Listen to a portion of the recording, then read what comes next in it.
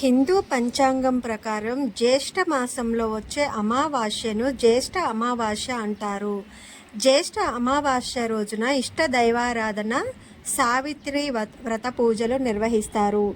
ఈరోజు చాలామంది ఉపవాసం చేసి దానం చేయడం, దేవుళ్ళకు పూజలు చేయడం వంటివి నిర్వహిస్తారు. ఇలా చేయడం వల్ల తాము చేసిన పాపాల నుండి మరియు తప్పుల నుండి మోక్షం లభిస్తుందని చాలామంది నమ్ముతారు. అలాగే ఎర్రటి పువ్వులను ఒక రాగి కలశంలో వేసి సూర్య భగవానునికి అర్ఘ్యం అర్పించాలి. పేదలకు దానం చేయాలి.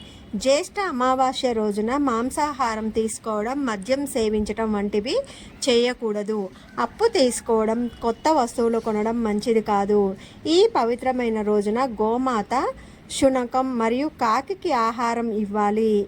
ఈ రోజున పూర్వీకులను పూజించాలి. నల్ల నువ్వులు దానం ఇవ్వడం వల్ల చాలా మంచిది.